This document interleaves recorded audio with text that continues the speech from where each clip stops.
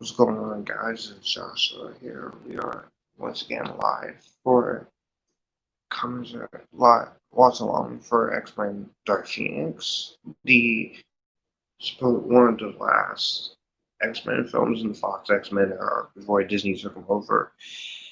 This is one of my biggest letdowns of last year, and if I am talking quietly and calmly like this because I don't want to wake anyone else up while doing this. So, with that being said, be sure to leave your comments in the comment section down below, as well as if you have a copy of the movie on 4K or digital DVD or Blu-ray or HBO Max, you can watch along with us and be sure to leave questions and comments as we go through this. So, again, if I am talking like this, you wonder why. So, we have a first comment from Matt Mann, Videos Streams channel. Yo, what's up? Pretty much, I'm doing good. So, that being said, I'll plug in these little guys onto my head and we'll get started.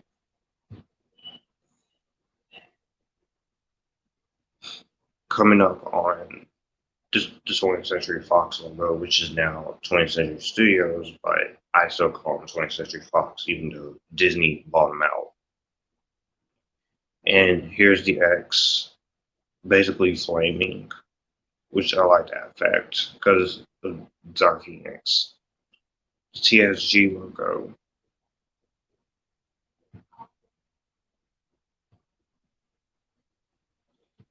And we have the Marvel logo once again.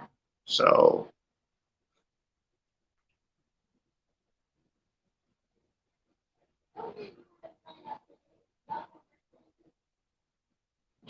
here you don't hear the movie because I do have it cut down, but you have Sophie Turner's narration. And I really love Sophie Turner's narration here. It's really a lot of people get it preference, and here we are in 1975. So yeah, you have so here you see Jean Grey, her mom and her dad, Dr. John Grey and Elaine Grey in the car. Child actor Summer Fontana, who you've seen play other characters. She did play the younger version of Hope on Legacies, or the originals, for all you Vampire Diaries fans out there. And here she's changing the channel, but it's not really hard. Which I gotta say, this opening is easily one of the few bright moments in the film. And she's hearing voices. The car chase.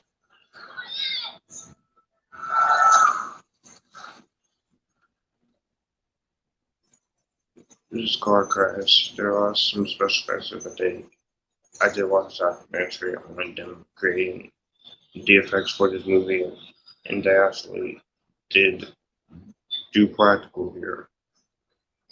The cars crashing in slow motion, which I gotta say, it's a really nice effect here. And Hans Zimmer's score kicking in, which I will say, give credit to Kinberg. He did do a good job with the opening scene, but that does not excuse most of his direction in this movie. And there is some blood in this movie, surprisingly, for a PG-13, because this is a darker film. So it's going to take a while for some people to show up. So here, Jean is in the hospital. The cameos by the producers of the film.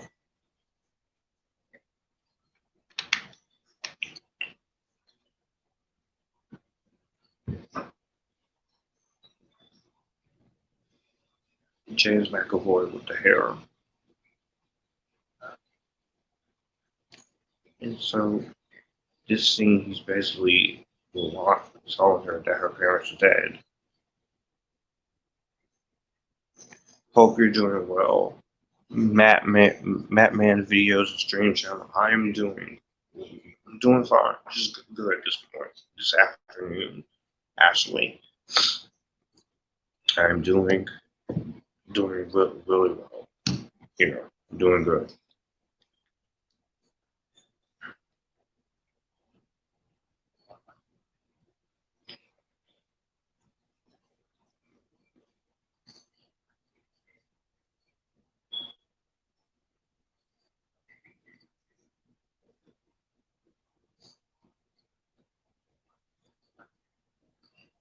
This whole conversation between them is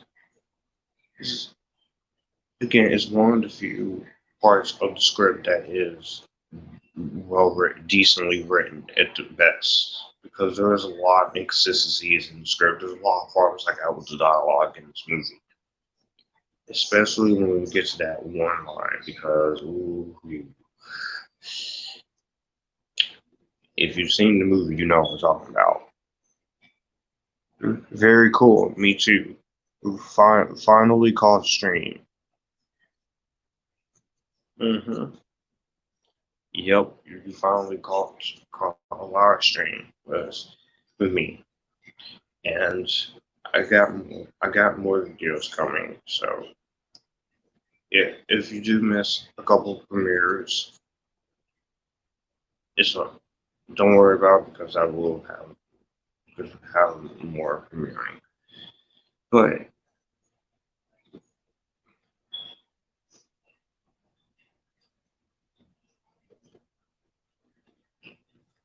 you go to the X Mansion, which is not really, which is basically CG, but cinematography and camera work in this movie by Mauro. I think a lot of people hate this movie so much that they don't mention cinematography. Cinematography here is good. It is, in my opinion, is good.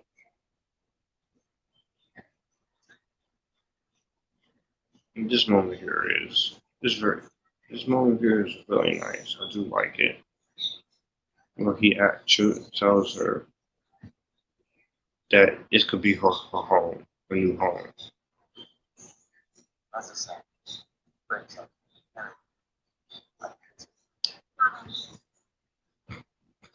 It could be her new home.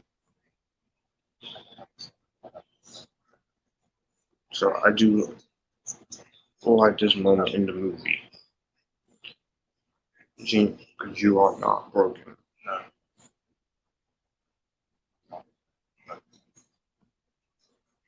But you, and that's called opening.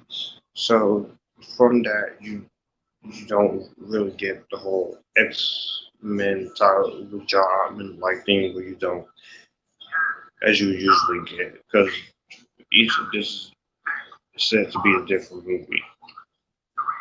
And there's the title card, NASA. Here they go into space.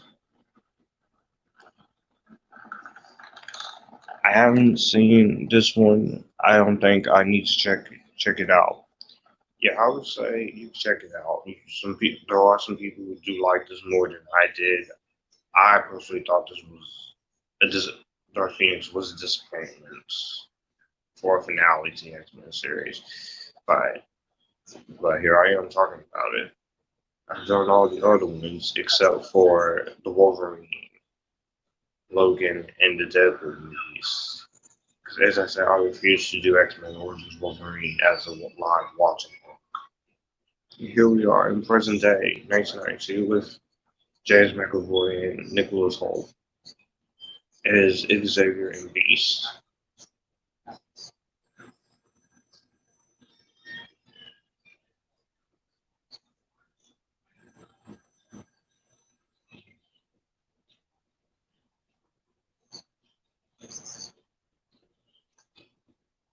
The X-Phone. Miss President there.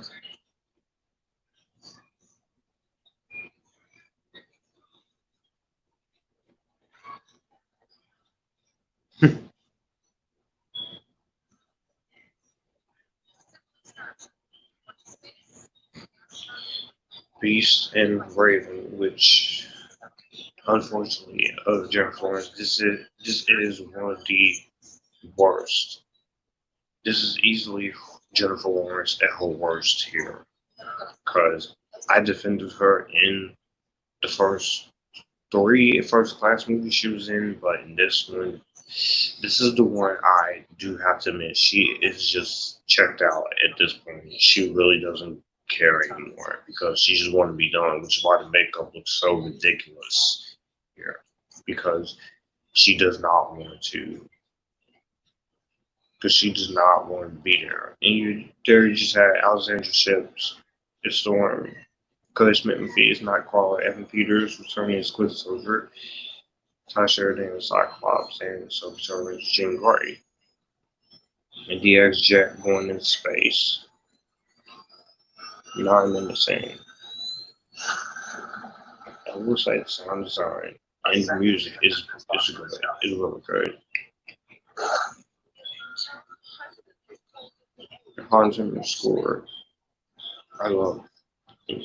Say what you want about the movie, but you gotta admit Hans Zimmer's music in this does a great job with the music as always. It's Hans Zimmer. He ain't gonna let you down.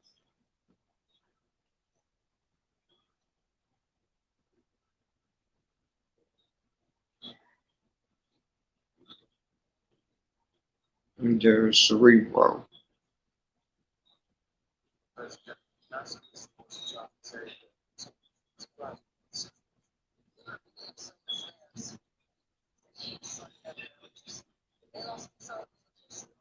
And Xavier is in Cerebro. And he's talking to the people working at the space station.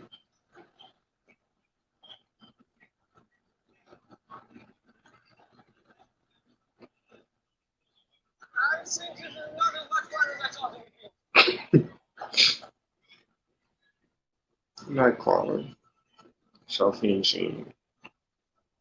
Mm-hmm.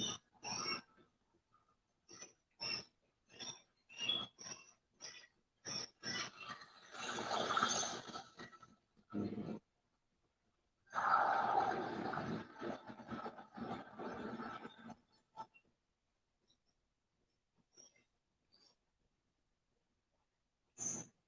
And there they are in space with solar flare.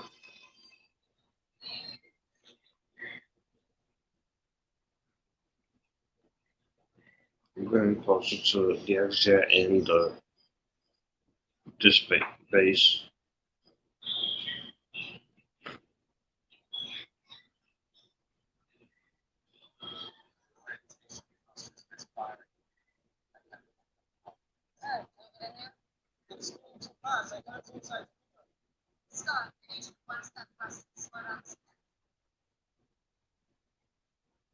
I like the enhancements in the X-Jet.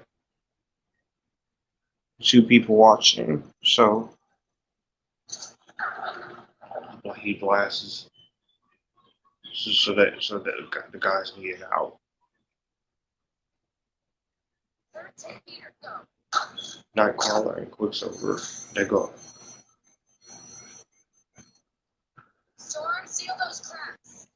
Favorite X-Men character? I don't know if you said it before. Well, well, my favorite is X-Men character is Wolverine, but then again, everyone loves Wolverine, so he is one of my favorites. But also Professor Xavier, Magneto, Farouk, Gambit, Mystique, Magneto, Storm, Nightcrawler, Cyclops. So there they are. Those are my favorite X-Men characters.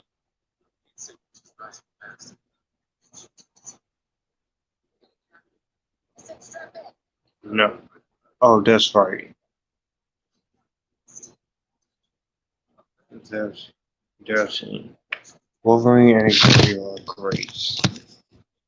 Don't do this to me now. Sweet picks. Thank you. There you are.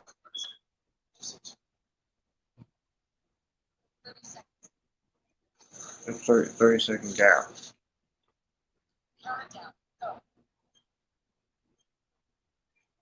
And he's basically taking Jean there to while he gets the commander while she stops the solar flares, which this is actually in the Dark Phoenix comics, so you got that part of the story, right? But the rest of it, not so much, because you replace Lavandra in the alien army with the most blandest aliens I've ever seen.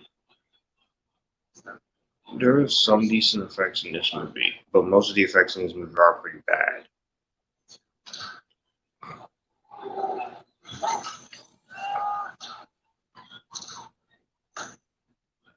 Kurt, where is she? Where is she? I'm sorry.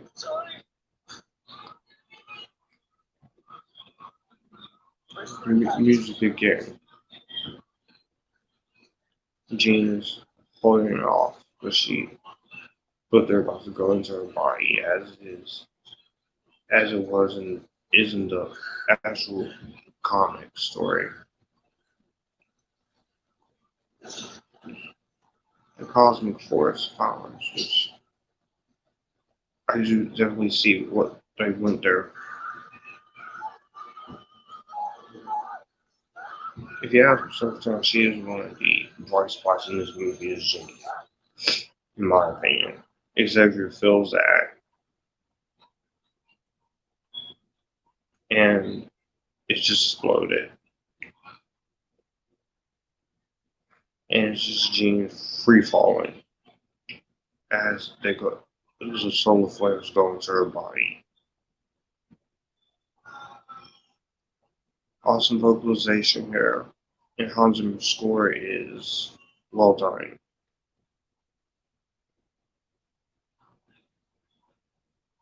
And they all think that she's there. Nightcrawler. Check your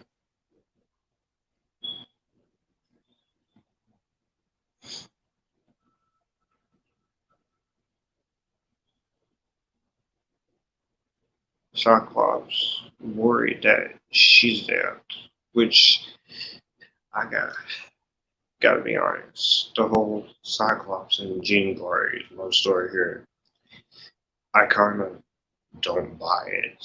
It's not the actor's fault. It's just we didn't get a movie with them actually as together and them caring for each other as much as they do to warrant this situation. But if it had not, but it is what it is. And you see that all the kids are cheering them on. And they have X-Men toys of each of the characters. So I thought that was really cool. One boy has his face painted blue. Mystique Story.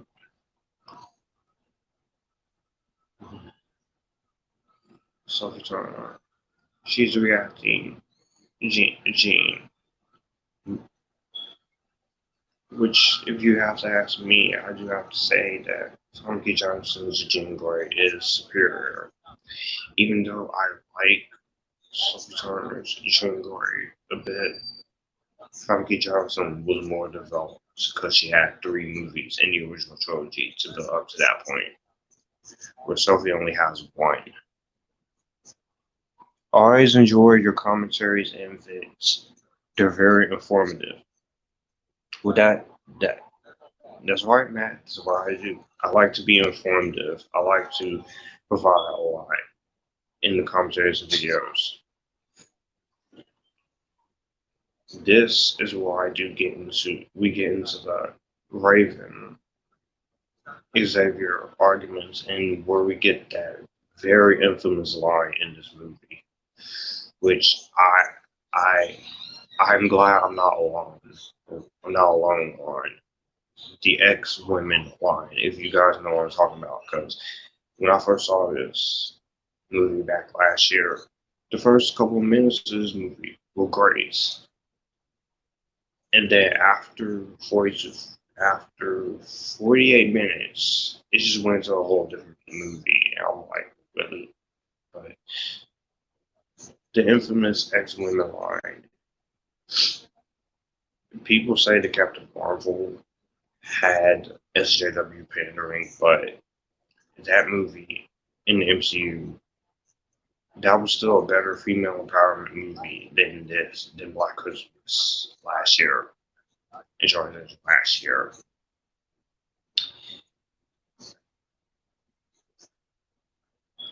The real one day sees the enemy again. There's a small price to pay for keeping the peace.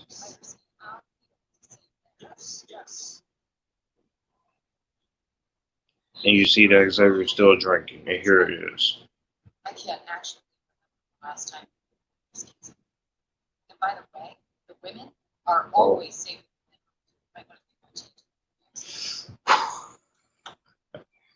You can't really look at that without listen to that line and not unintentionally laugh or cringe, because I don't know what Simon Kinberg was thinking when he wrote that into the movie, but I get it. Just because you have that's relevance to where men and women should be just as equal as the men. That doesn't mean you put it into the X-Men movie. It does not work.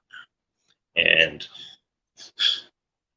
also, Raven, she has really no reason to talk because about changing the team name to X-Men to X-Women, because all she did on that mission was just sit down and block orders and try to leave teams behind.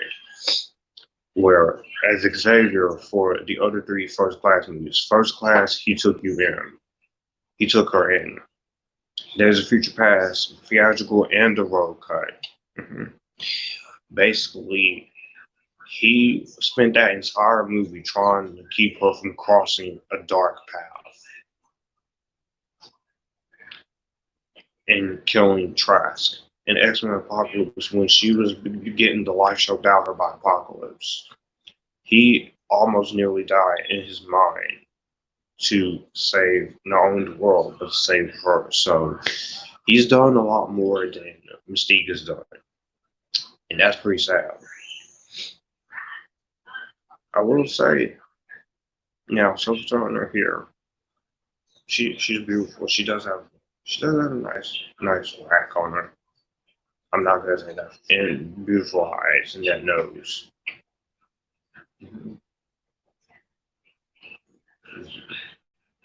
Xavier and Cyclops and Jean again. I feel like this would have been warranted more if we had gotten one more movie with this incarnation of the two characters to warrant this movie, because the biggest problem with this movie, it doesn't feel, ain't nothing feels earned here. Now we get to Jessica Chastain, which she's a great actress, Oscar nominee, one of the best actresses working today, one of my favorite redheads, right next to Karen Gillan and Christina Hendricks, and she honestly, she just does not work here as the villain, as Smith or Vuk. When she came on to do this part, she was going to play Lalandra, but Simon Kinberg, throughout the director's commentary, which I watched, he said, and I quote, they didn't want to do Lalandra because it would add an extra 40 minutes and it would take away from the story. Lalandra is in the Dark Phoenix story. You should have actually went that route. So there, you just basically you just say you didn't really want it. You just didn't want to do it because you wanted to keep it grounded and realistic, which I'm for that. But we all know that this character, the Lalandra part of the Dark Phoenix story, is the most important part.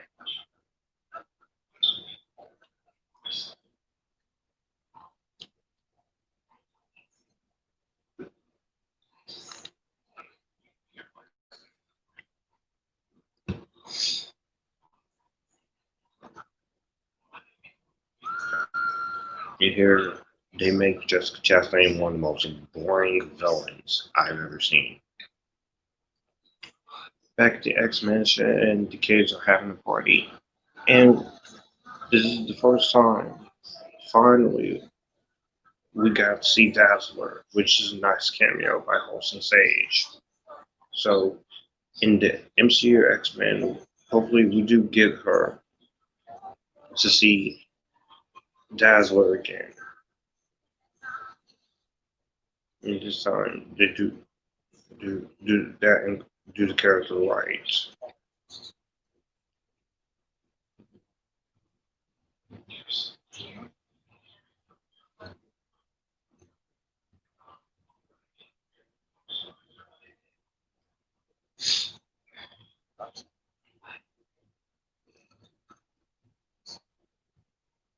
If you're still watching Matt, thank you. But this whole conversation between these two guys is really cool. And then this conversation here with Beast and Raven about how they want to start their own life. Honestly, Beast he did talk her out of it, but honestly, you should just let her leave the mansion. It would have been a lot better.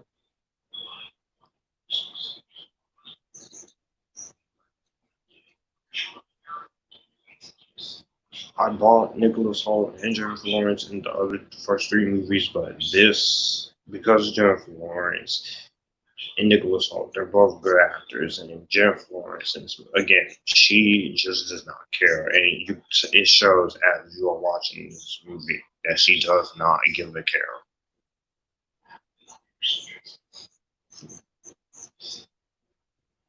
But Nicholas Hoult, he is charming. And here at the White House, where Xavier is being honored for help saving the team of astronauts, which I do get what they were trying to do here, have us feel, have Xavier see the error of his ways and him being egotistical, where he just loves the press and he loves the fame, fortune. I get that, but it was kind of just repeating a bit of the same mistakes from X-Men: The Last Stand, which I know, which The Last Stand had more going for it. And here is Jean is starting to she starts feeling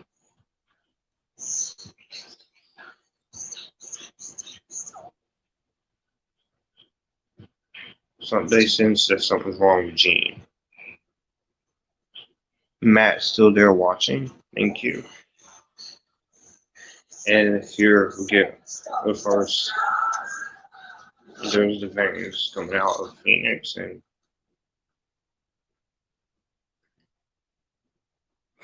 Xavier feels that. I'm terribly sorry, but we're gonna have to leave.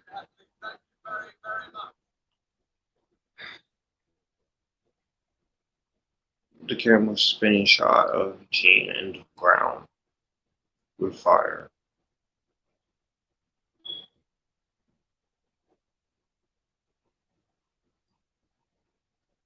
One of the henchmen guys. That's the mentioned at night.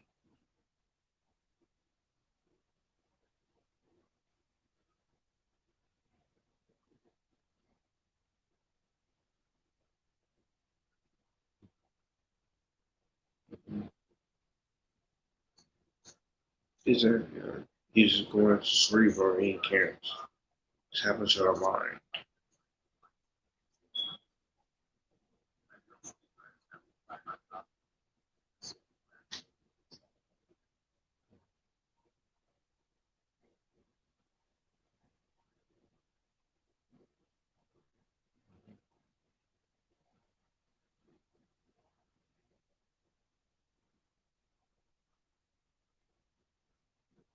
They are in cerebral. He's telling Hank to turn it up a little bit more. And we are in Jean's, or inside Jean's mind and cerebral as sleeping. And all her memories. And of her family, her little girl. The mind is a fragile thing. It only takes one small step to tip it in the right direction, in the wrong direction. Then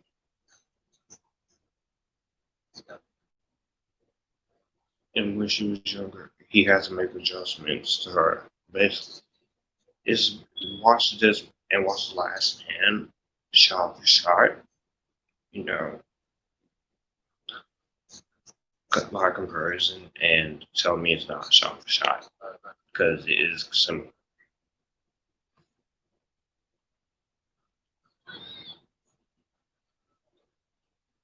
Go crash where she hears her father and to ask that what did he do, and he's not saying anything.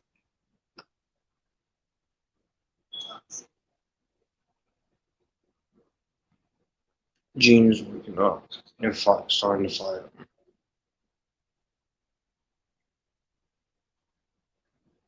him. It's me.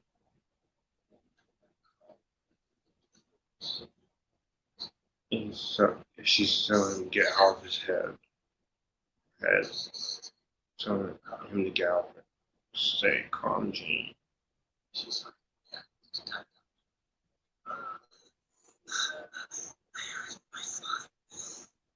Alexandra's music kicking in there. Your mind, it needs rest. Alexandra. And the veins. Don't go to veins. The fire veins. There's too much already. Don't do it.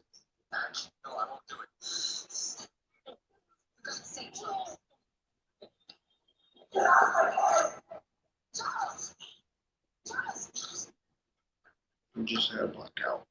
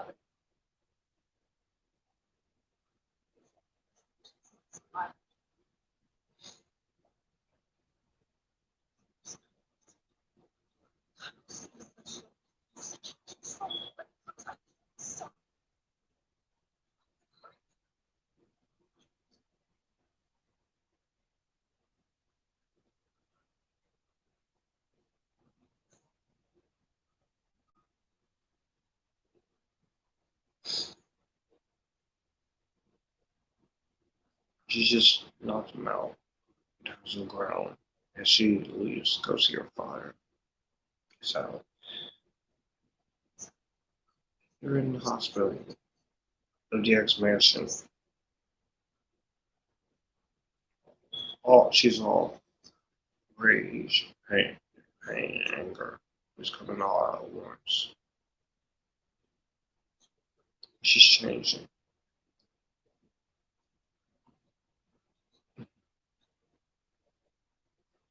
So what? I don't know. Cyclops. He's you telling him that they have to go and get her and bring her home. But that we all know that.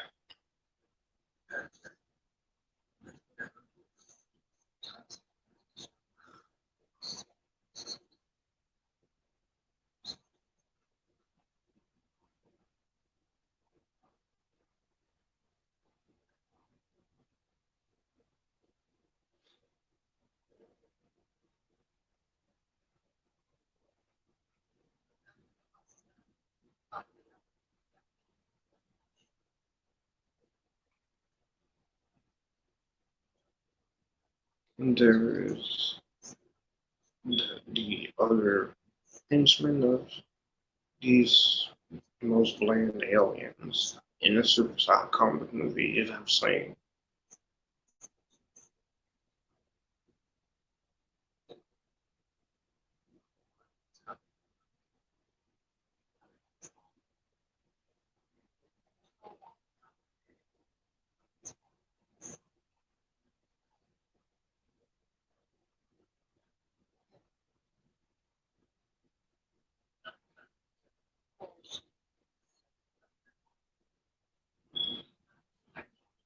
How Jean is at her in her hometown location. She's a little boy. Basically when she goes to her house that she was in, and there's her father.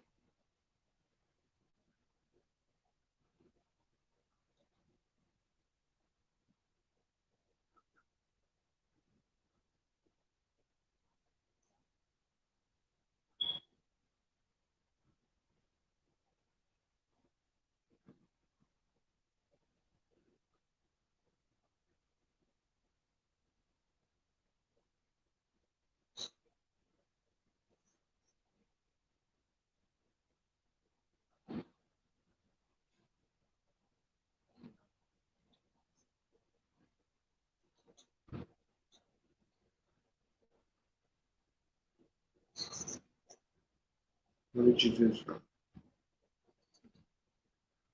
What's up?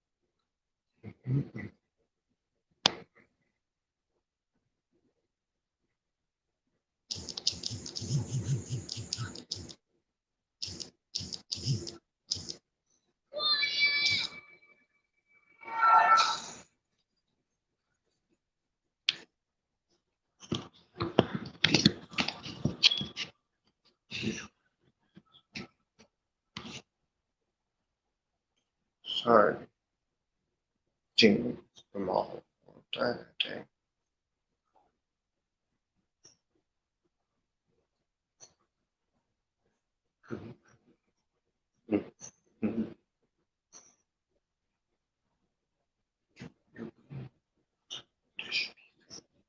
Stop that. Stop it. I didn't mean mom.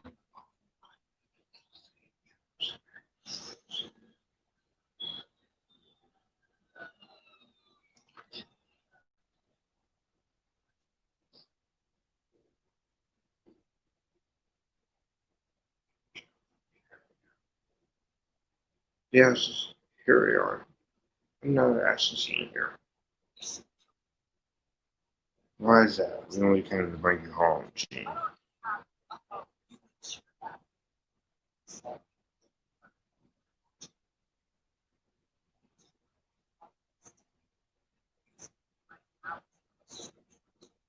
You know what happened?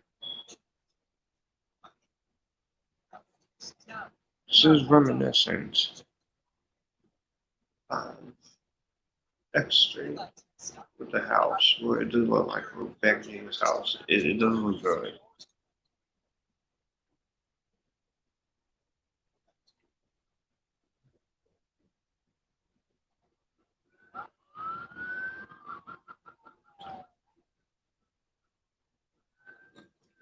Gene crashed into a police. The police car slipping over. Beast getting his gun out. Nightcrawler trying to get her in control. And they keep crashing into the house.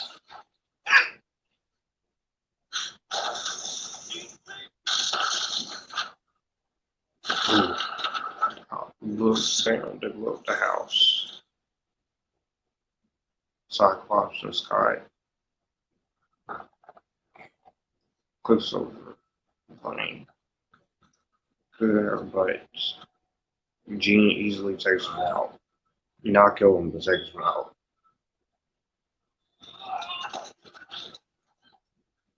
Ooh. We got her. Storm and Xavier. And Storm tries to take him out and throws him down. She's just about to take the shot.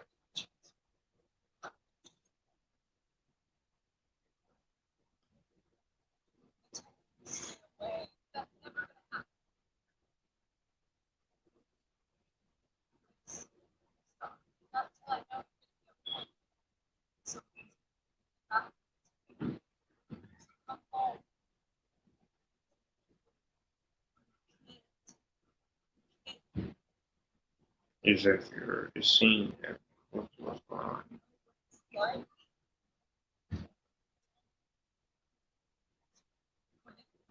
This is when Mystique dies. And she slowly walks up to Jean. And Jean is working out her voices.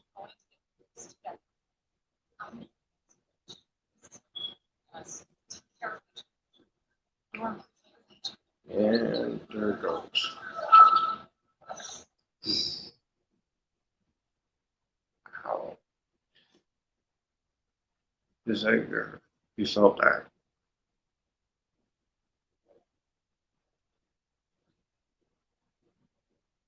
Yeah.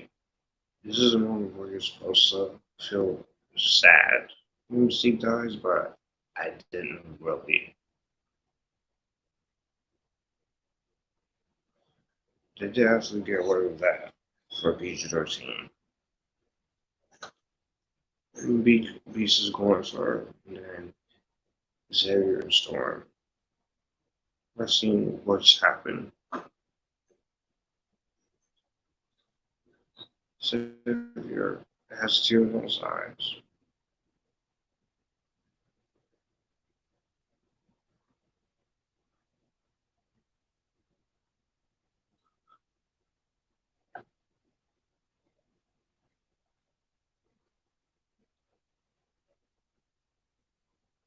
And that's the end of Jennifer Lawrence's interpretation of the Mystique character.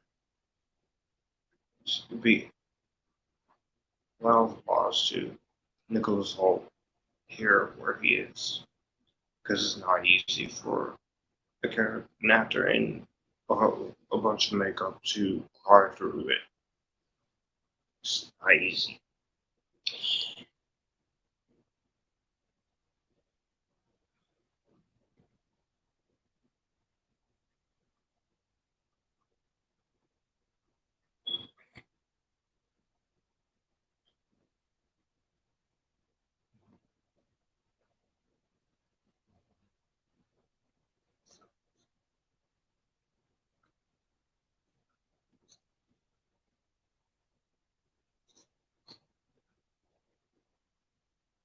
And I did.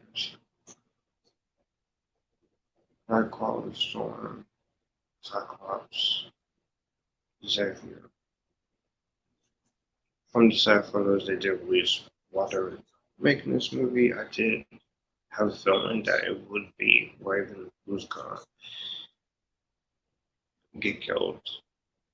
And I was correct.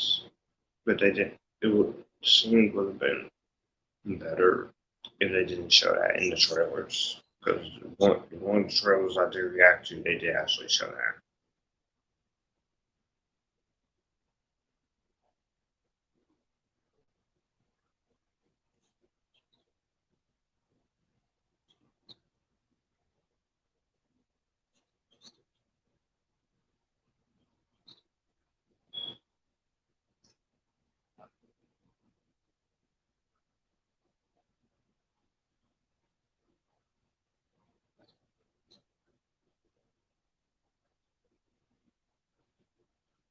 Here's Storm having a conversation with Cyclops about Jean. That it was an accident.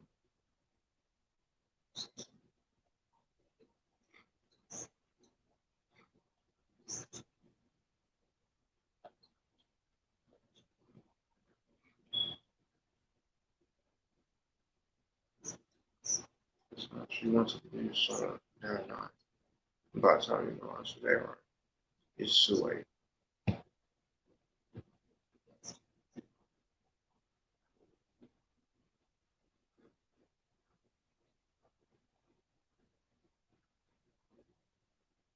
Here we get into is the best scene in the movie right next to the train.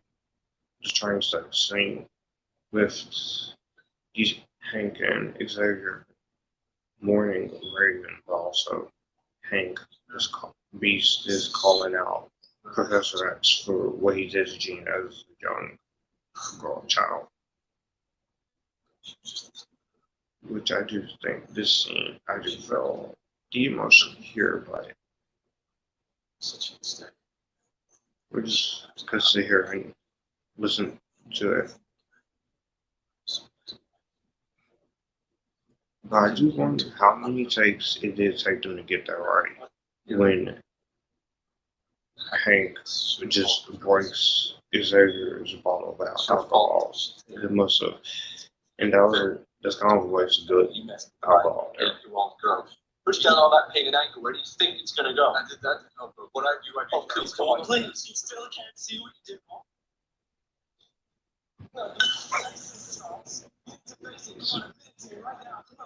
Somebody has to break the glass of alcohol because you've been drinking throughout the entire movie.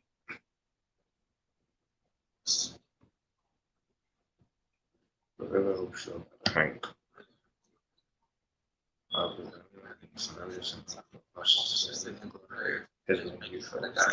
know what I know what I did wrong, okay, Charles? She was gonna leave. Raven was gonna leave, and I talked her out of it. Michael's where he does have to use his face for facial expressions with his dialogue that is given to himself. This whole time we've been trying to take these kids. It's pretty. It makes it look pretty easy to do. And we see Jean here in the rain trying to clean the blood off her shirt, just crying about her friend Raven. And we get a close-up shot of her eyes and Phoenix Fiery Force as we just blur in and out of the shot, which I didn't really mind that here. Back in Gene's own neighborhood, and Jessica Chastain and Lamar Johnson, they go to talk to Dr. Gray.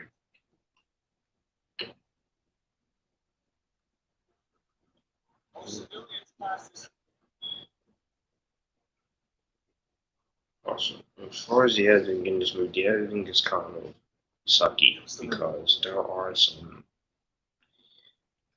You can easily tell when watching this. Fox, they did studio interfere because initially this was going to be 3 hours and it was going to be a two-parter according to Olivia Mine, who was going to come back silent because he dropped out to do The Predator in 2018. And Lana Condor and Olivia Mine, they both said no. So, because who knows what they would have done. Because usually both of them, they would have both been killed in some kind of way, shape, or form. You hear the song exact game, and he didn't even know she was going to come back. This movie does have some very disturbing images for its PG, so I gotta give credit to that. He's not up now. It's not. It's easy to understand why this movie is not. This guy hurts.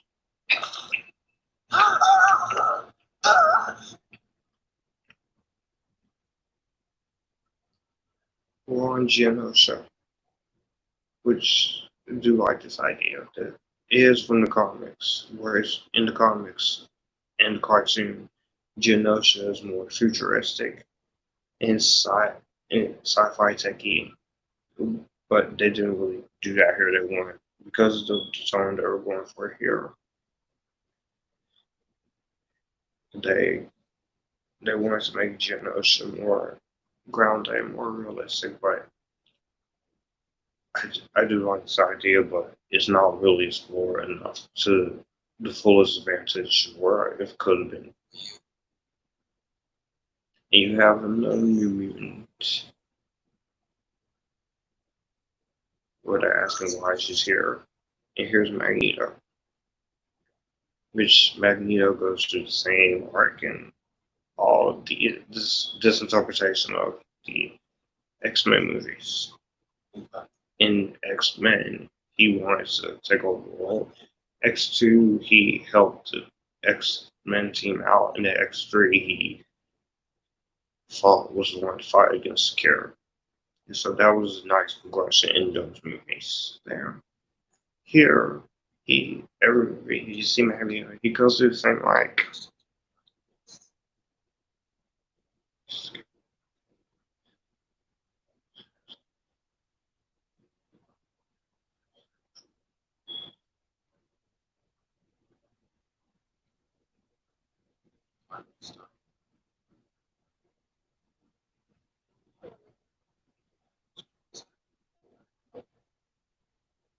I'm just gonna sit here and keep your comments coming, guys. I am having a lot of fun reading these. Read the comments, as we're watching.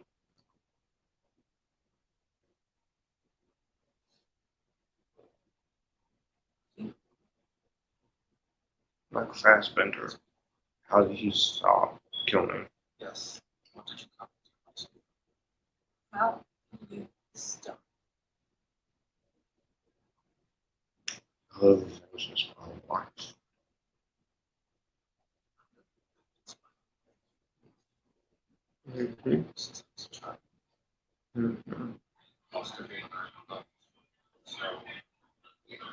He's asking whose blood is that?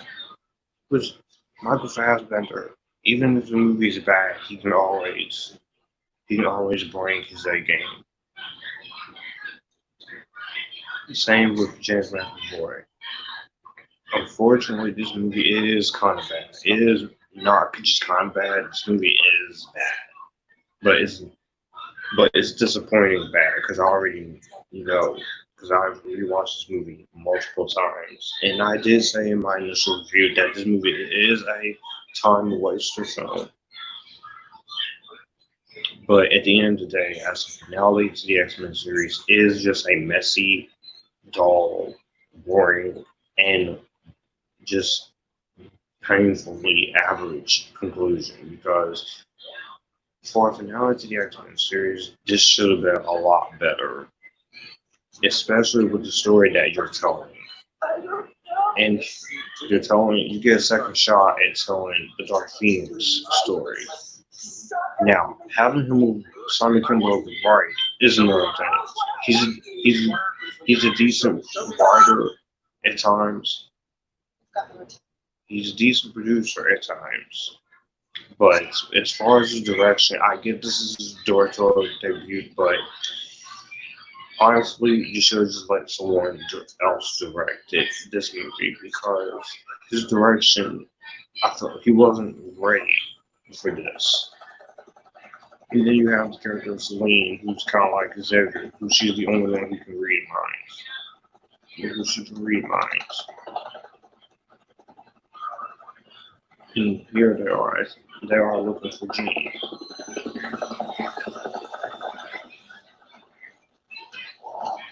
$57 million sand, and this movie is pretty short, so by the time we do get to the.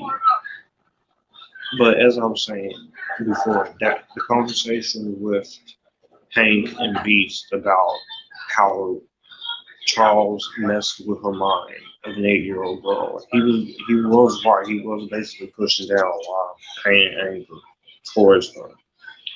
And it only takes until when they get captured into training for him to admit that.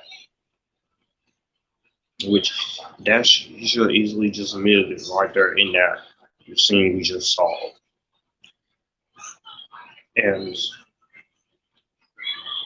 But I admit that is a well done scene there that we just saw. But again, he said that Raven was going to leave the mansion. You should just let Raven leave the mansion because it wasn't bad. Those rights for second right. I heard about that.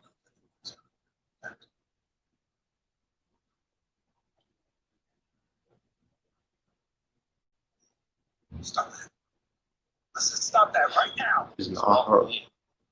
It's me. And Jean is attacking the helicopters and police officers.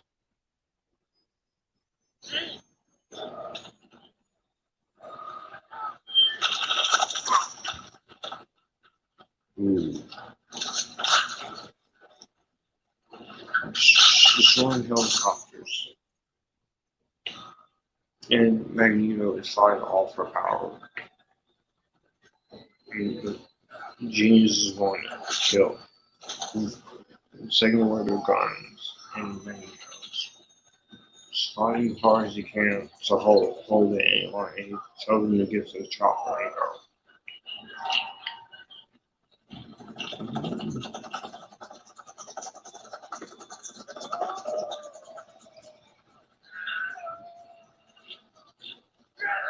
Chopper, go. Okay. I'll let anyone.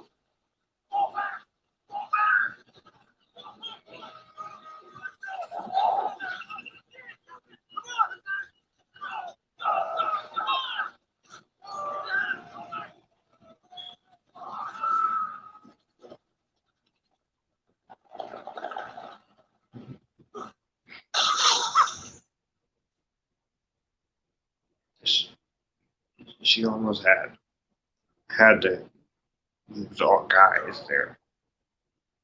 Leave this place. I am protecting them from you. Easy.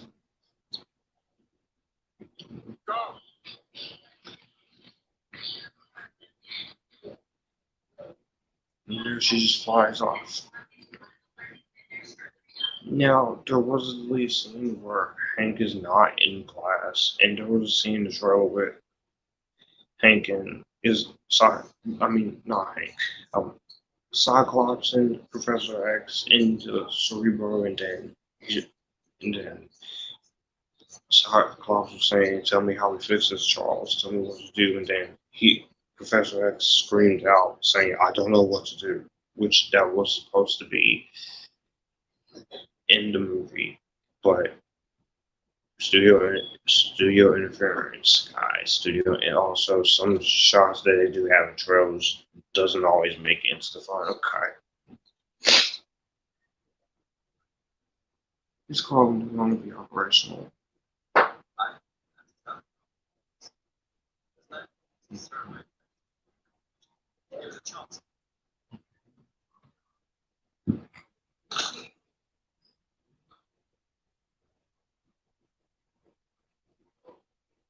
And there you see everything starting to fall back on his editor because of what he's done. His determination is to get Jean and bring her back. Jean impersonating an old man. And you see just Chastain.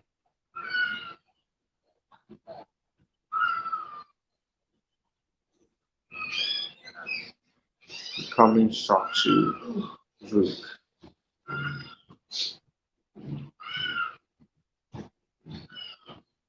Who's talking something back?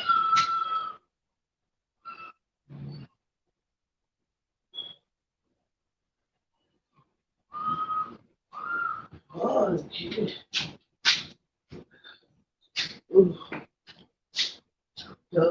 just not figure that out.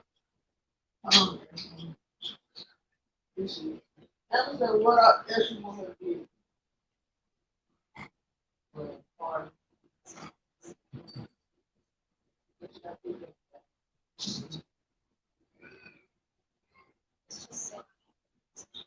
She's like, you get some mutual blood here from Jean.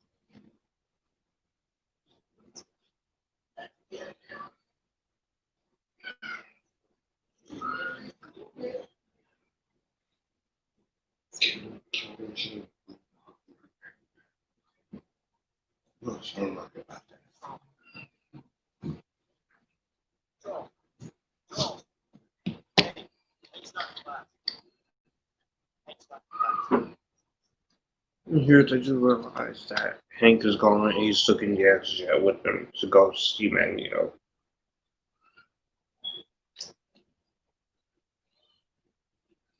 And that's what you do. What you doing here? I need you to help me find you. No Charles.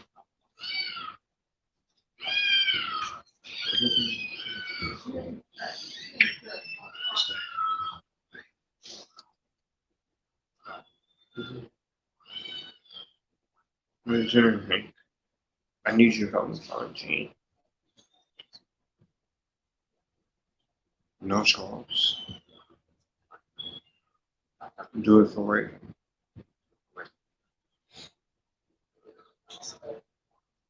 Raven's dead.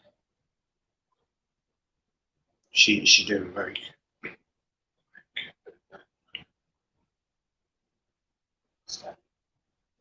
And Magneto finds out whose blood it is.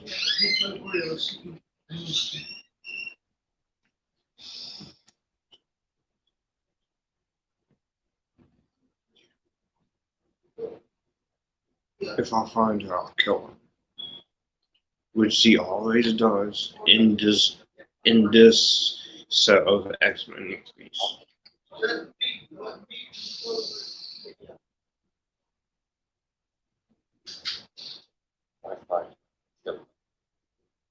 I know you will.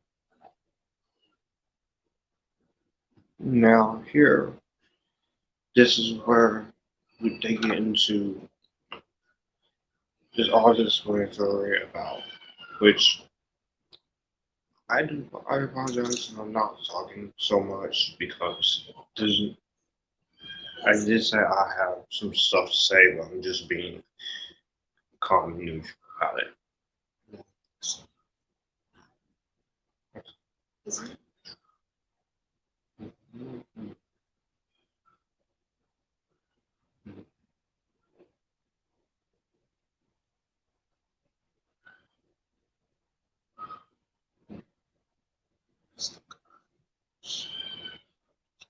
Having to speak in some kind of alien language.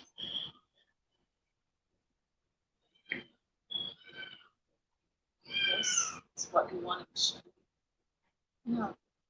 This is what I wanted to show. Basically, showing her how the soul is flare get into her, and you see all of what's going, all that was going on, which I would have to say, it does look cool. What entered you in space was not a single thing. And it was not an accident. It was drawn to you. What was a pure and unimaginably powerful cosmic force. We saw it enter you in space. We were there to follow that force. Why? Because it's the spark that gave life to the universe, and the flame that consumed my world.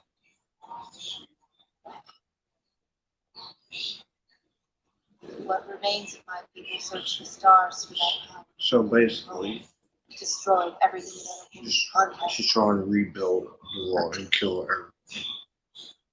Which her plot is the most dumbest, stupidest plot to need Jean to take her powers so she can rebuild the world in her image. It is one of the most. We've done this plot before, but with better villains. And unfortunately, Jessica Chastain, she is one of the weakest villains I've ever seen in a superhero movie and in a movie ever. It's not just Chastain's fault. To become something great. And I will say that she's very attractive. She does wear high heels, and she's trying to do something with this material, but the material is just not that strong. And also, it doesn't help that the direction is not that strong. I feel like with a better script and better direction, she could have really done some damage as a great villain. And what they fearing, they seem to destroy. And here, back in Genosha at night, Beast and Magneto talking about Raven, saying, "I know we have our differences." You can see that Magneto, he's trying to be a good man, but what just happened? They both love Ravens. I like Jennifer Lawrence's Raven too, but I do not like when she sleepwalks. Because every time an actor sleepwalks through the movie, that tells you one or two things. One, they're not invested. Two, they don't want to be there anymore. Three, there is no third.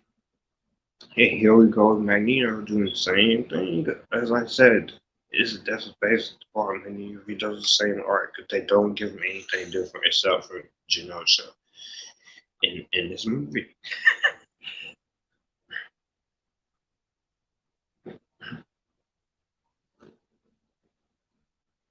And there's the helmet, which reminds me a bit of the 300 matte helmet they wore.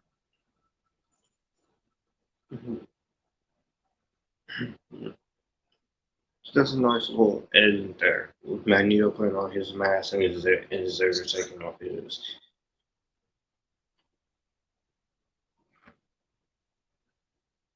And Nightcrawler and Sophie said he couldn't track her.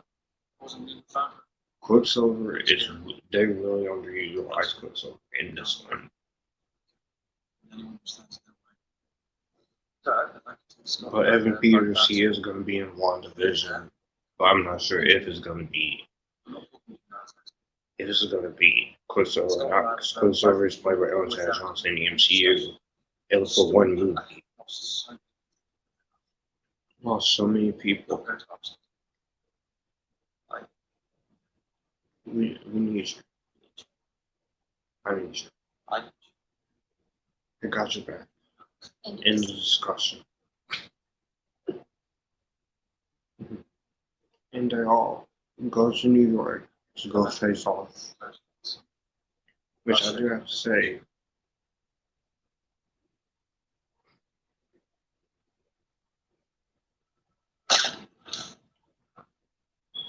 here they are in New York, the streets of New York City in 1990s.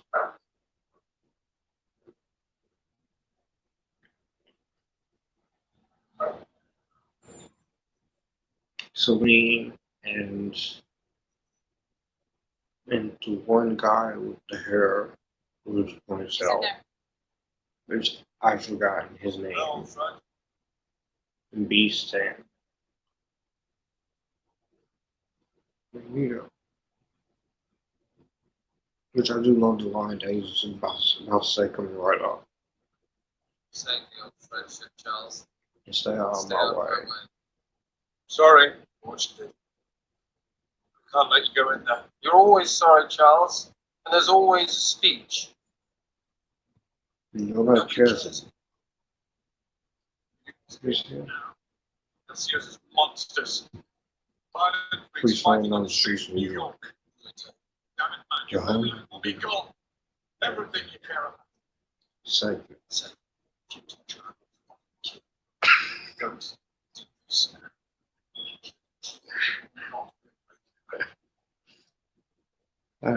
dies.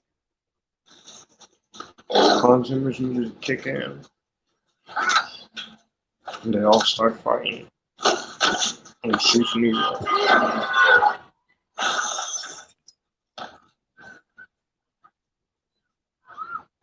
Cyclops here is just trying to stop Magneto from killing Jean and touching her.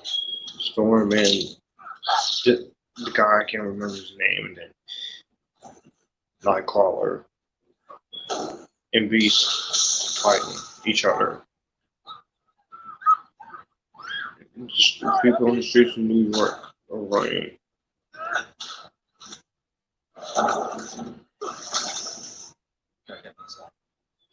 Kirby, get me inside. Control mine. And they're both fighting over Kirby. Controlling minds. All this going on here, it's pretty cool.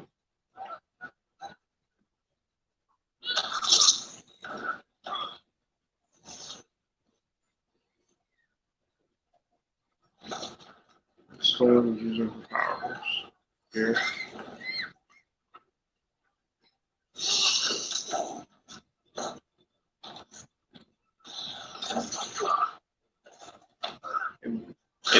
It's Cyclops and Beast fighting off against each other. Magneto is working to try to control Neo and get a subway station. You're not gonna hold back. You're gonna fight. That is the most corniest, cheesiest lines in this movie. I tell you. Sorry. Like I said, I did say in the initial review of this last year, if you would have gotten a co-writer or something to make this more fluent, to make dialogue more interesting, I would easily forgive some of the writing on this film's parts. But can't go wrong. You can't. Sorry, but that is probably my biggest issue here, besides the direction and all the other negatives here.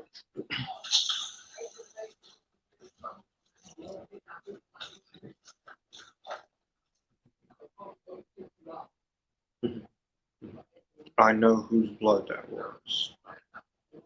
And here we have the deletion music cue, played by Halston, which is also the main menu for the Blu-ray and DVD.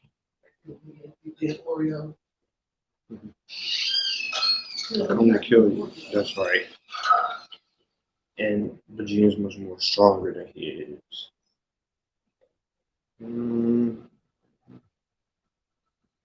You can't.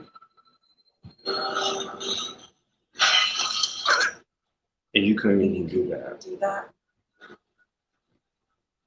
Let me show you Let me show you how. how. And this is pretty gruesome. Yes,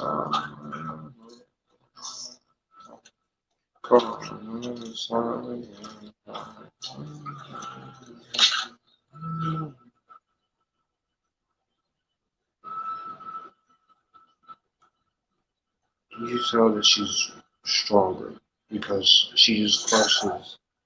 You just put them into an unconscious state.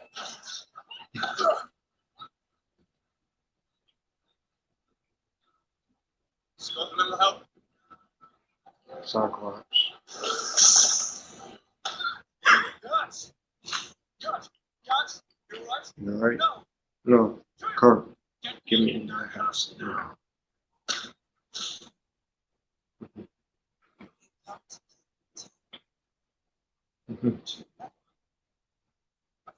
I failed you, I know that, but this isn't you.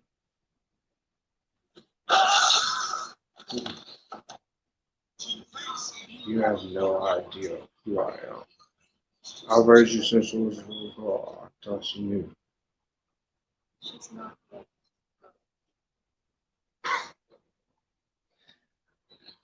I'm sorry, it's hard for me to take Jessica Chastain seriously as a villain because of the way she's written in this movie.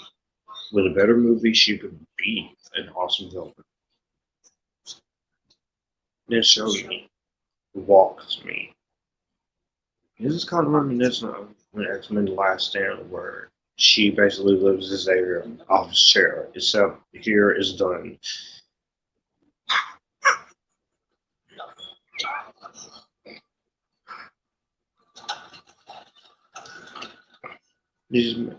Here she's making Xavier walk to her. Professor X walks to her, but still as Phoenix. Please.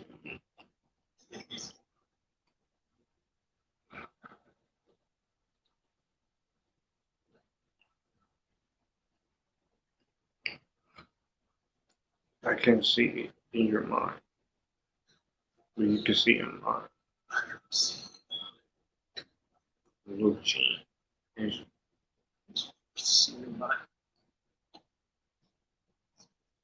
you see that she's trying to kill him.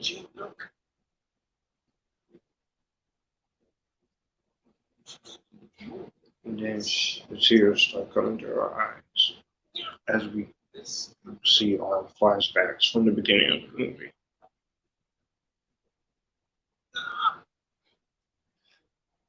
Because you are not broken.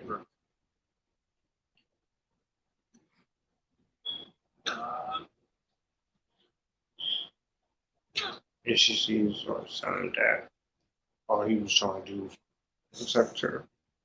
But instead he hid the truth from her.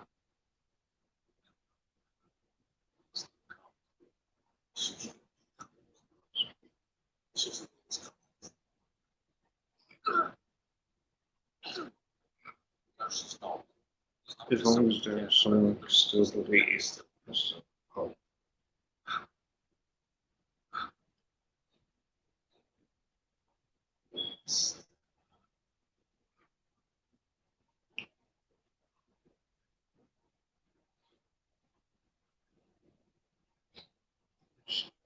She,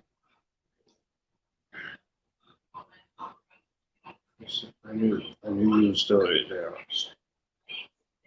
And she's looking at Xavier. Like, show you your past. You know, let me introduce you to your future. No, he wants you to take his pain away. I'll try.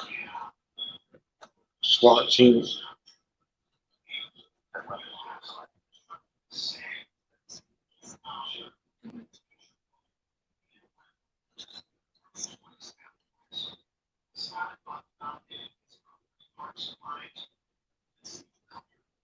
Take his pain from her. Which she's trying to drain Jean of her powers to try and kill her.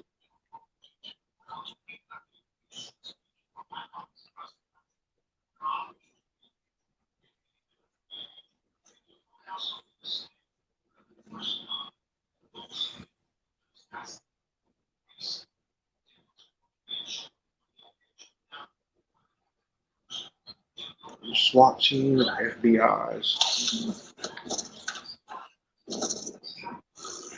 They have Beast, Storm, knocked her unconscious.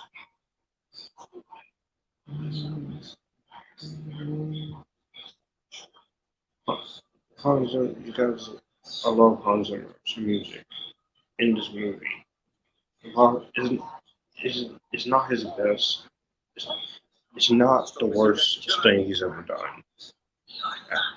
As his score actually kind of makes this movie worth watching without all the dialogue.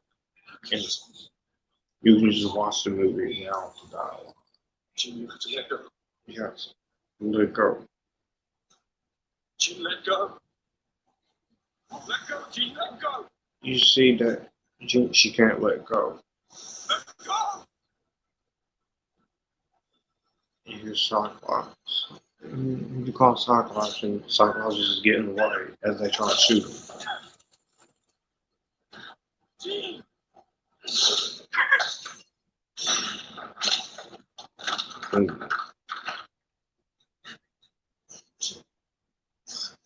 What's wrong with her? I can't read your mind. You see that they're taking Joe and transferring them to the mutant prison, I guess.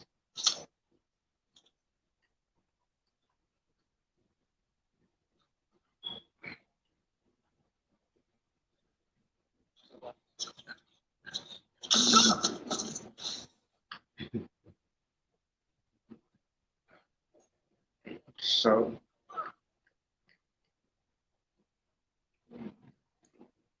but that's not the end of Jessica Chastain's character, because she sees that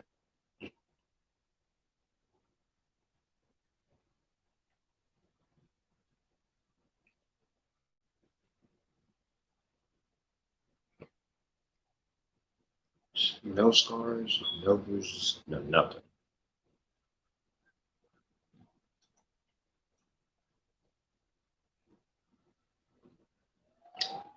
They just slowly deteriorate on her face.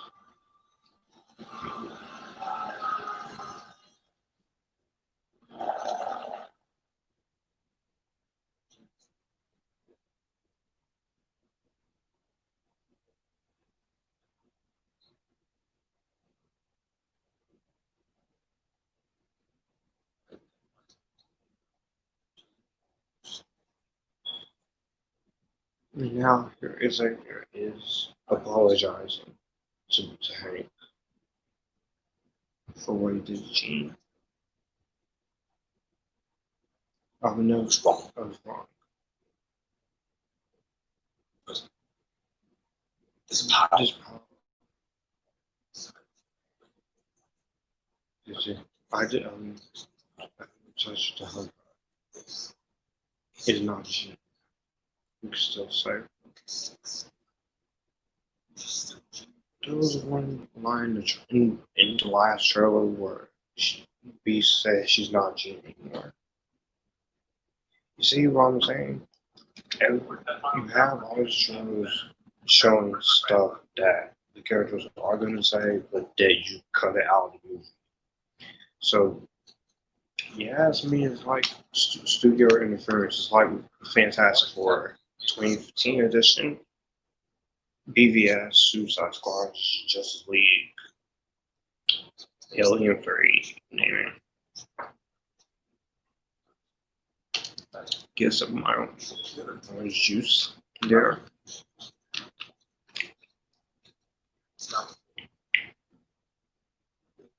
We both know that.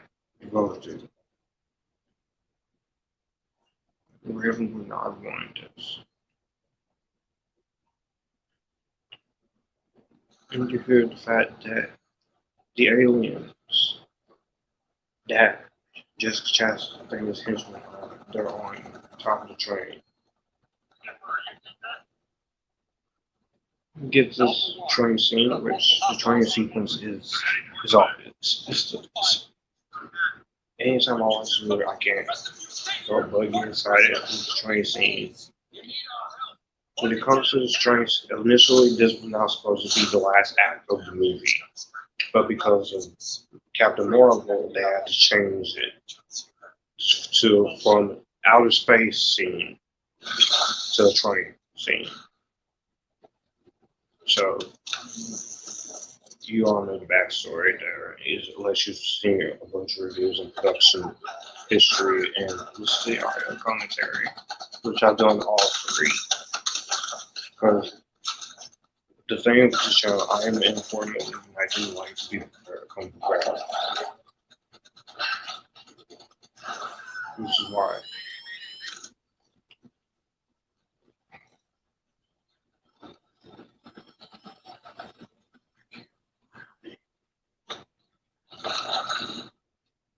Status of the views. Falling back now. What? We can still say You're here for Gene. the aliens are coming for Jim. Your songs are guys. Let us help you.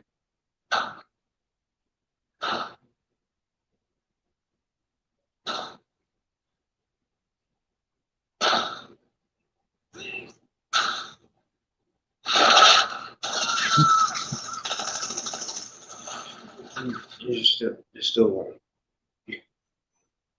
These guys can't be killed. There you are.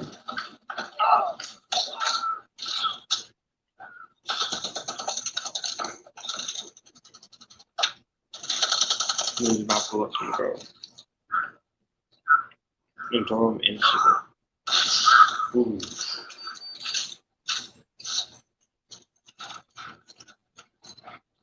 We only want to call. Step aside. Only want the girl. Step aside. No! What are you doing? What the Raven will.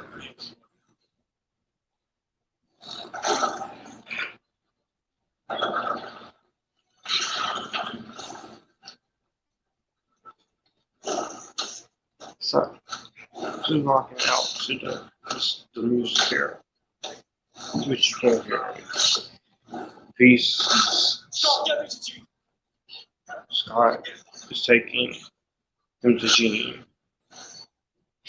More the aliens are attacking. Storm using her powers.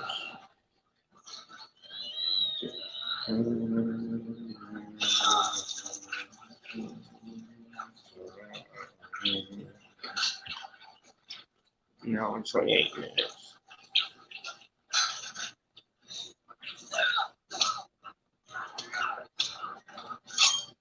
Magneto and Selene fighting, but one alien kicks Millie off.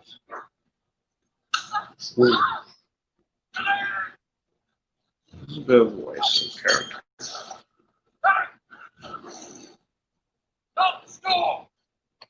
Magneto is Cyclops. Peace out, help storm.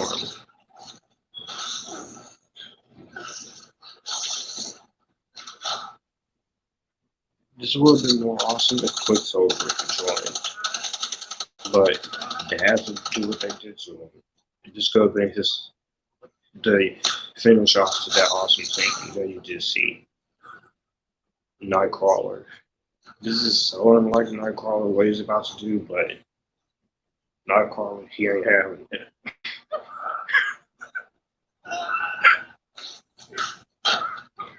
And this guy is getting kicked out of the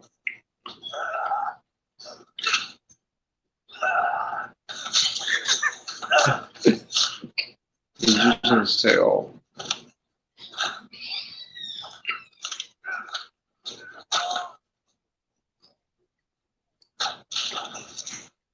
He's taking her out. And she got hit with the train. She got hit by the train.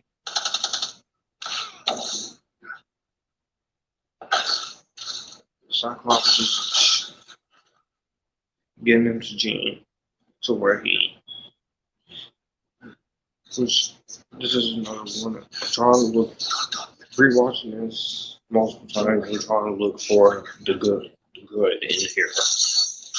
But it's hard to do that with a lot of movies where Magneto using every piece of metal they can find, handcuffs, and then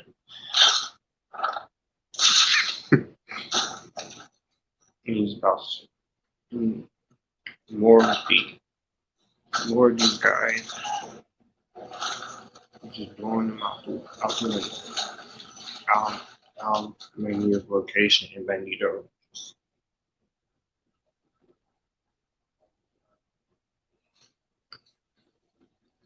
Balls up his fist and then just breaks that part of the train in half and blowing it up. Magneto is he's a complicated character. Really complicated. Because he's bad. He's a bad guy, but you also love him because he really does good. So it's kind of like a love-hate thing with her. She's not hanging out.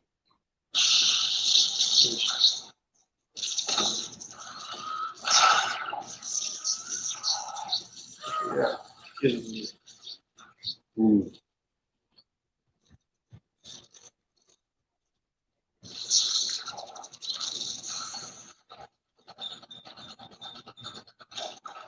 Just shoot them off.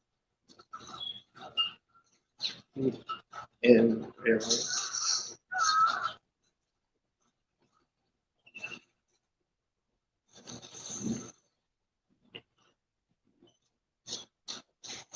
Nightcrawler is trying, but with the power that she now has, she can't really feel anything. So those three guys are knocked out.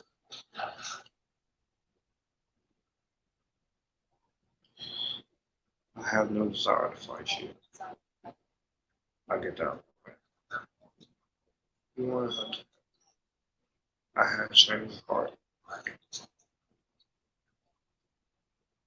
Magneto's taking all the SWAT team, FBI's guns, as many guns you can find.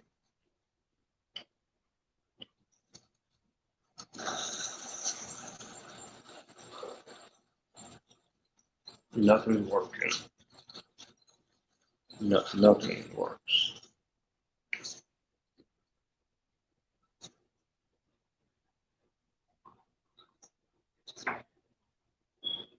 We just buried it. And we go inside Jimmy's mind because it's much more safer there than inside her. In his mind than hers. I'm so sorry for what I did to you. I know you are.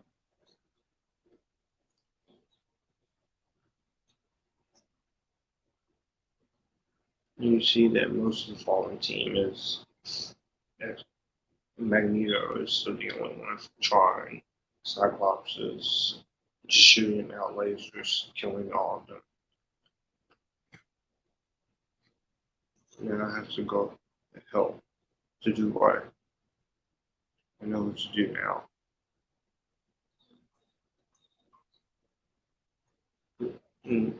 Protect my family.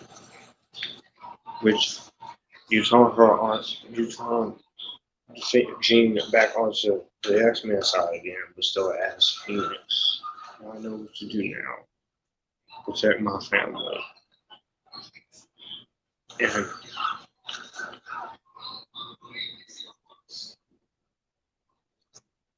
protect my family. Uh-oh.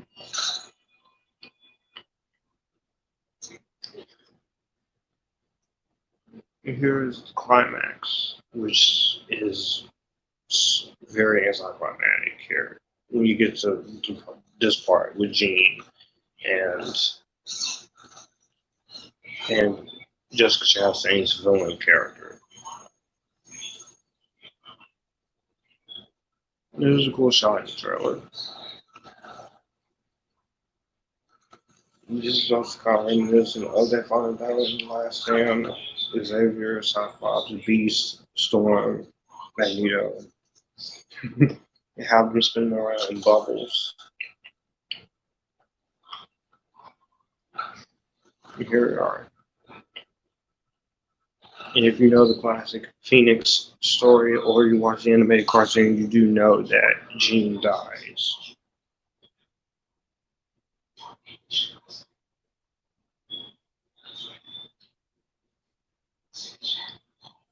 Again, Quicksilver would have made this scene even more awesome if he had the chance to be in this for more than what we got of him.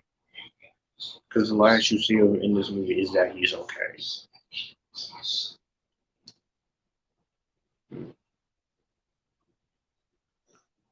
And all those guys, Magneto, Nightcrawler, Hank, Storm, this is a pretty badass team of her having to basically fight off the rest of these alien folks by disintegrating them.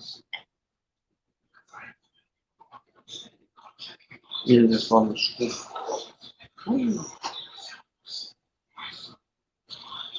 I love this. I love this so much. This part. Yeah. Like she said, she wants to protect her family.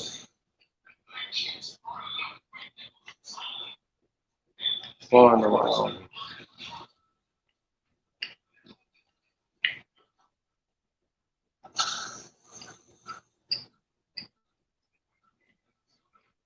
Just went straight to her, but all you do is just make it go.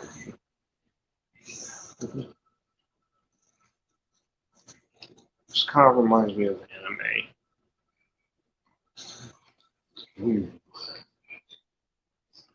Now this is where you do expect her and Jessica Chastain to fight, but it's not really the case here. All she just do is touch her.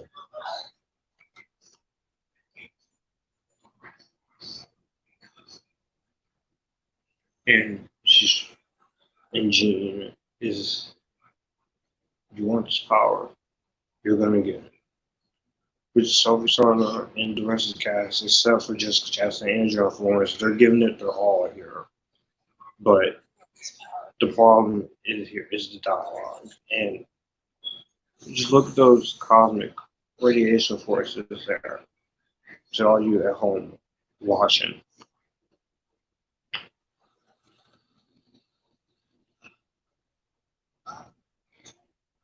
Ooh. Don't get too close because she might disintegrate you.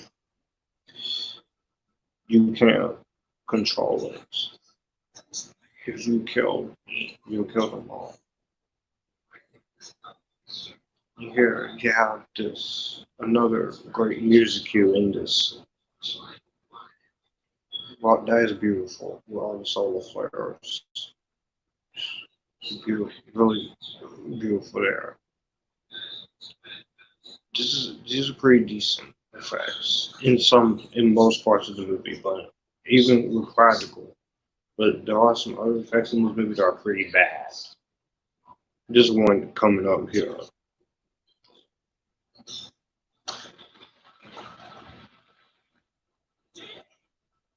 Right here. But not when the Phoenix Bird shows up. That's actually well done. You're wrong. My emotions. So. And again, if you do know the classic cartoon or the classic storyline in comics, which I haven't read the comics, but I have seen the cartoon, you do know that she gives her life. Here's Phoenix Bird popping off. It looks more like a Pokemon bird this time around. I guess because it isn't drawing thing. But okay.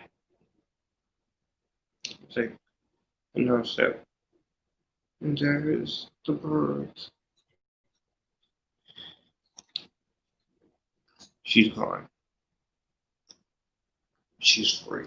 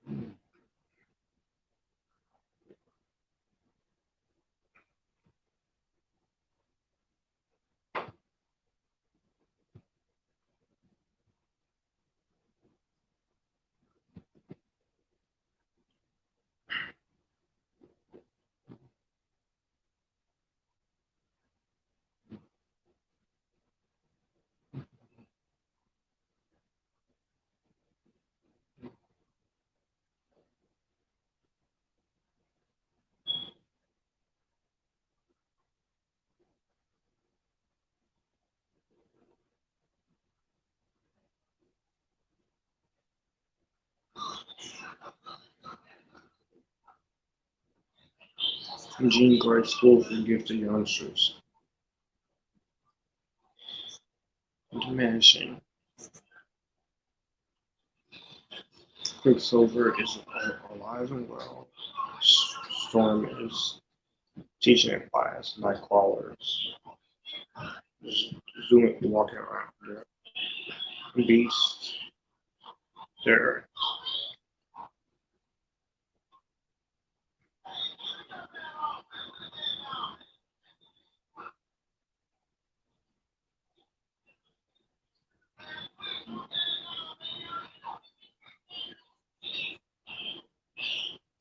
You see a picture of Mystique. And the very last shot of the franchise, which is always a great thing to see. Magneto and Xavier, or Charles and Eric. In this case, always playing checkers. It's always a nice, and I felt that is a nice shot to end the series on.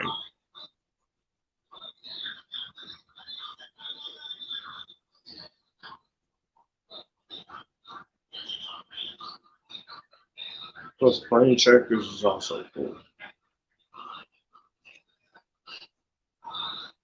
How are you doing up, Frank?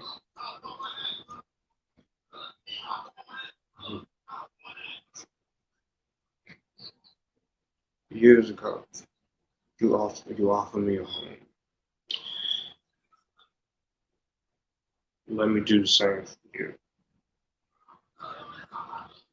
I also forgot to mention early on that this is the movie that creates a lot of timeline issues with the timeline, because you expect audiences to believe that these James McAvoy and Michael Fassbender, they're supposed to be, this is the 90s, and the first one with them was First Class. but they still look the same as they did in that movie, and they're supposed to look older to match Patrick Stewart and Ian McKellen, but it doesn't really fit here. And this last shot of the movie of the Phoenix birds flying around, and that's how it ends. Well, we've been going on for so long. I'm not going to stay through the credits this time because there is no after credit scene. But I will just say that this is a movie where I do see a lot of great ideas, and there's a lot of things they could have done there. And this was a great opportunity to tell the Dark Phoenix saga again. But the problem is that this movie is ridiculed with so many problems: script issues, direction issues, editing issues. Even Jennifer Lawrence and Jessica Chastain, they do not want to be here in this movie. Some of the cast tries. You do have some great music. You do have some good action, some decent effects at times, and some decent ideas you could play along with. But I feel like with a better script and better direction, and if this was a two-parter like Avengers Assemble and Avengers Endgame, and you had time to flesh out the story fully and get a better villain, this could have easily been another. This could have been an amazing conclusion to a 20-year-long X-Men series, which turns 20 years old next month. But as it stands, this is a movie where I can watch it for a time waster. I do have it on digital. I do plan to get the Blu-ray for completion purposes. This is a movie where I can watch it for a time waster, but this is one of the it's not the worst superhero movie ever, but I do my best and worst 2020 edition, or who knows it will be, of best and worst superhero movies. This will be on it the worst, but at the very least, it's disappointing. So, thank you guys for watching my live watch along for X-Men Dark Phoenix. All my social media links in the description box down below. And I'll see you guys for more. I will be coming out with some more videos this coming week, except on the 12th. So I'll probably have a video that premieres to you guys on that day. So, in loving memory of Stan Lee, because he did pass away while they were making this movie and the Avengers Endgame Captain Marvel. So, I guess that's it. You guys keep it cool as always, enjoying the epic taskness.